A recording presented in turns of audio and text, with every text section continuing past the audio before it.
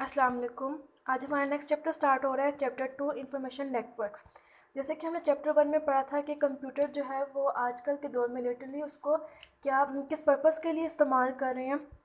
तो वो हम लोगों ने पढ़ा था कि हम लोग कंप्यूटर को हम पहले तो इन्फॉर्मेशन जनरेट करने के लिए इस्तेमाल करते हैं, यानी कि हम raw data and figures collect करते हैं, उसको प्रोसेस करते हैं और उससे इन्फॉर्मेशन जनरेट करते हैं। देन हम उसको कम्युनिकेट करते हैं या शेयर करते हैं अपने दूसरे जो कोलीग्स हैं या फ्रेंड्स हैं या थ्रू आउट द वर्ल्ड, कहीं भी थ्रू आउट द वर्ल्ड हम लोग उसको शेयर करते हैं। तो ये शेयरिंग जो है वो किस वजह से पॉसिबल है? ये शेयरिंग जो है ये नेटवर्क से पॉसिबल है। नेटवर्क क्या है? तो कंप्यूटर्स को आपस में लिंक करने को हम नेटवर्क को बोलते हैं। और किसी वायर्ड भी हो सकता है और वायरलेस भी हो सकता है, यानी कि हम लोग कंप्यूटर्स को वायर्ड के साथ कनेक्ट कर सकते हैं या हम लोग उसको वायरलेस भी कनेक्ट कर सकते हैं। ये सारी जो कनेक्शन है ये किस में आती है? ये नेटवर्क्स में आती है, कंप्यूटर नेटवर्क्स में। यानी कि हम लोग इन्फॉर्मेशन को नेटवर्क्स के ज़रिए कैसे कम्युनिकेट करवाते हैं, हम इस चैप्टर में पढ़ेंगे। जैसे कि यहाँ पे लिखा हुआ है कि computer networks were originally research experiment between the computer scientist, telecommunication engineers and other researchers. इनके जो नेटवर्क्स हैं ये कैसे वजूद में आए हैं, किस किन के एक्सपेरिमेंट से हम लोगों को मिले हैं? ये मिले हैं हम लोगों को कंप्यूटर साइंटिस्ट के एक्सपेरिमेंट के कहने के वो लोग जो कि कंप्यूटर्स को जानते थे, वो लोग और जो लोग टेली कम्युनिकेशन इंजीनियर्स थे, यानी कि जो उस दौर में जो भी कम्युनिकेट करने का जो मीन था उसको अच्छे से जानते थे। और दूसरे जो रिसर्चर्स वर्क थे उन सब की एक्सपेरिमेंट की बदौलत हम लोगों को ये मिला, नेटवर्क वजूद में आए, यानी कि कंप्यूटर्स आपस में लिंक कर पाए। नेक्स्ट है हमारे पास वर्क ग्रुप कंप्यूटिंग। अब वर्क ग्रुप कंप्यूटिंग को हम लोग कोलैबोरेटिव कंप्यूटिंग भी कह सकते हैं। मतलब ऐसी कंप्यूटिंग, यानी कि ऐसा काम हम लोग कंप्यूटर से ले रहे हैं जिसमें टीम के सारे जो लोग हैं जो किसी एक प्रोजेक्ट पे काम कर रहे हैं, जिनको सिर्फ एक जैसी इन्फॉर्मेशन चाहिए, वो लोग ऑनलाइन इन्फॉर्मेशन को शेयर कर रहे हो, यानी कि फ़िज़िकली बेशक वो लोग एक जगह पर प्रेजेंट ना हो, लेकिन वो कंप्यूटर के ज़रिए ऑनलाइन एक दूसरे को वर्क शेयर कर रहे हैं और वो लोग अपना काम कर रहे हो, कोलैबोरेट कर रहे हो। तो उसको हम क्या कहते हैं? Collaborative computing. यानी कि वो कोलैबोरेट करके अपना काम कर रहे हैं, या वो एक पूरा जो ग्रुप है वो वर्क कर रहा है कंप्यूटर के थ्रू, यानी कि कंप्यूटिंग कर रहा है। इसी तरह हम लोगों ने जैसे फर्स्ट चैप्टर में भी पढ़ा था कि इस कम्युनिकेशन टेक्नोलॉजी की वजह से ही हम लोग इसको कह सकते हैं कि हमारा जो वर्ल्ड है वो ग्लोबल विलेज बन चुका है। तो ये यही यहाँ पे भी यही डिफ़ाइन किया गया और बताया गया कि अब जो कंप्यूटर कम्युनिटी है वो हम लोगों को चैटिंग फैसिलिटी भी प्रोवाइड करती है। और ये ऐसी फैसिलिटीज़ हमें ऐसा लगता है जैसे कि हम फेस टू फेस बात करें, क्योंकि ये सब कुछ रियल टाइम पे हो रहा होता है, यानी कि जो हम लोग सेंड कर रहे होते हैं हमें उसका जवाब फ़ौरन वापस मिल रहा होता है, जैसे कि हम फेस टू फेस एक दूसरे से कन्वर्सेशन कर रहे हो। तो हमें चैटिंग जो है फैसिलिटी वो भी हम लोगों को किस वजह से मिल रही है? वो हम लोगों को कम्युनिकेशन टेक्नोलॉजी या इंफॉर्मेशन नेटवर्क की वजह से मिल रही है।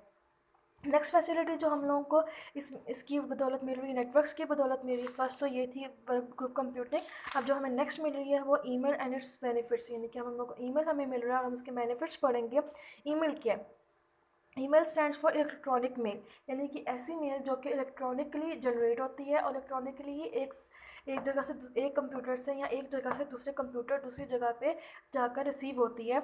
हम अगर आप यहाँ जाकर उसका आप डेफिनेशन देखें तो वो भी यही कह रही है, ईमेल और electronic mail is a process of sending message directly from one computer to another linked through wired और वायरलेस कनेक्शन। मैंने आपको कहा था ना, नेटवर्क वायर्ड भी हो सकता है और वायरलेस भी हो सकता है। तो वायर्ड कनेक्शन हो या वायरलेस कनेक्शन हो, जो मैसेज सेंड है वो एक कंप्यूटर से सेंड हो रहा है और वो दूसरे कंप्यूटर तक जा रहा है, हम उसको क्या बोलते हैं? Electronic mail. The sender and receiver may be sitting in the same building और एनीवेयर इन द वर्ल्ड। कहते हैं जो सेंडर और जो रिसीवर है, जो उस मेल को या उस मैसेज को सेंड कर रहे हैं और जो रिसीव कर रहे हैं, वो एक बिल्डिंग में भी हो सकते हैं और वो दुनिया में कहीं पे भी हो सकते हैं। इसके अलावा हम लोगों को कह सकते हैं कि हम इसका जो इससे हम लोगों को क्या फ़ायदा होता है कि ये जो पेपर फ्लड है, यानी कि अगर हम लोगों ने बहुत सारे एक सेंडर ने बहुत सारे लोगों को सेंड करनी है एक ही किस्म की मेल, जैसे कि कोई ग्रुप का जो लीडर है वो एक जैसी अपने जो टीममेट्स हैं उनको एक जैसी ईमेल सेंड करना चाहता है, एक जैसा मैसेज सेंड करना चाहता है, तो वो एक ही ईमेल जनरेट करेगा और वो सबको पास कर देगा। पेपर जो फ्लड है, जो पेपर का जो कहते हैं सैलाब है, वो हमें नहीं मिलेगा। ये बेनिफिट्स में आ जाते हैं ईमेल की। उसके अलावा हम लोगों को ईमेल से क्या फैसिलिटी मिलती है, ये हमें मिलती है कि the email allows user to send text, documents and images anywhere over the network. यानी कि जो हम लोगों को जहाँ मैसेज जब हम लोग सेंड करते हैं, हम उसके साथ साथ हम लोग डॉक्यूमेंट भी सेंड कर सकते हैं और हम लोग उसके साथ इमेजेस वगैरह भी सेंड कर सकते हैं इंटरनेट के थ्रू, नेटवर्क के थ्रू। और कुछ जो है हमारे पास ईमेल सर्वर्स हैं, वेबसाइट्स, ऐसी वेबसाइट्स हैं, स्पेशल वेबसाइट्स जो कि इस ईमेल के लिए जो इस ईमेल वाला जो प्रोसेस है इसको काम सर अंजाम देती हैं या ये प्रोसेस करती हैं, उनको हम लोग बोलते हैं इलेक्ट्रॉनिक ईमेल सर्वर्स। ऐसी वेबसाइट्स जो कि ईमेल को जनरेट करने में मदद, जो यानी कि जनरेट करती हैं और उसको सेंड करती हैं और आगे किसी और कंप्यूटर में रिसीव करती हैं, हम उनको ईमेल सर्वर कहते हैं। और आप सब फेमिलियर होंगे, सबको मालूम होगा जीमेल के बारे में, हॉटमेल के बारे में और याहू के बारे में, ये सब की सब ईमेल फैसिलिटी प्रोवाइड करती हैं। ऐसी वेबसाइट्स है जो कि ईमेल फैसिलिटी प्रोवाइड करती हैं। नेक्स्ट है हम लोग इनके बेनिफिट्स पढ़ना है। बेनिफिट क्या है?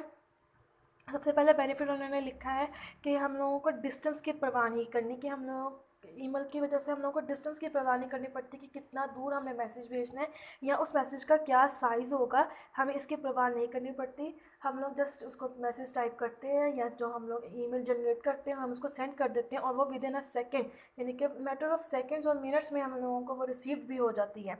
सेकेंड है ये कॉस्ट इफेक्टिव है, मतलब हमने इसमें कोई ज़्यादा कॉस्ट भी नहीं लगती, यानी कि पेपर और पेंसिल और इस तरह के कुछ भी नहीं, जस्ट आपने बैठना है कंप्यूटर पे टाइप करना है और आपने सेंड कर देना।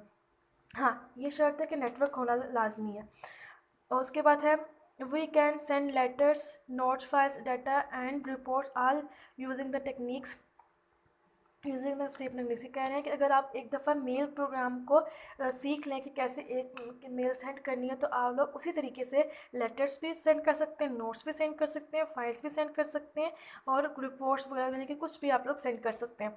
और दूसरा ये, फिर उसके बाद ये है कि आप लोगों को जब आप लोग कोई जो सेंडर की साइड, रिसीवर की साइड पे कोई इंसान काम, कोई यूज़र जो है कंप्यूटर को यूज़ कर रहा है, उससे कोई काम कर रहा है और उस दौरान इसको ईमेल रिसीव हो जाती है, तो उसका काम इंटरप्ट नहीं करेगा, उसका काम नहीं रुकेगा। जो ईमेल है वो जाके मेल बॉक्स में रजिस्ट कर जाएगी, वहाँ सेट कर जाएगी, यानी कि वहाँ रह जाएगी। और जब वो सर्वर जो यूज़र है वो वहाँ से ईमेल प्रोग्राम से जाके ईमेल को रिसीव कर लेगा और वहाँ से उसको रीड कर लेगा। इसी तरह अगर आपका कंप्यूटर ऑफ है, यानी कि जो रिसीव करने वाला कंप्यूटर है जिसने ईमेल रिसीव करनी है वो ऑफ है, तब भी ईमेल जो है वो मेल बॉक्स में जो सर्वर है, ईमेल सर्वर जो है वहाँ पे जाके रजिस्ट कर जाएगी और जब वो कंप्यूटर ऑन करेगा यूज़र तो उसको वहाँ से रिसीव हो जाएगी और वहाँ से मतलब कि अपने मेल बॉक्स से जाके ईमेल को खोल कर उसको रीड कर सकता है और उसका जवाब भी दे सकता है। Emails are not anonymous. अब एनोनिमस का मतलब होता है, यानी कि ऐसा नहीं होता कि आप ईमेल को जानते नहीं हैं। अब यहाँ पे मतलब ईमेल को जानते नहीं है मतलब कि आप ऐसा नहीं जान, आपका ऐसा नहीं होता कि आपको पता ना हो कि ये आपको ईमेल किसने सेंड की है, क्योंकि जब आपके पास ईमेल रिसीव होती है तो सेंडर का नाम एड्रेस लेकर आती है कि किसने आपको ये ईमेल सेंड की है। तो ईमेल्स कभी भी अनोनिमस नहीं होती हैं।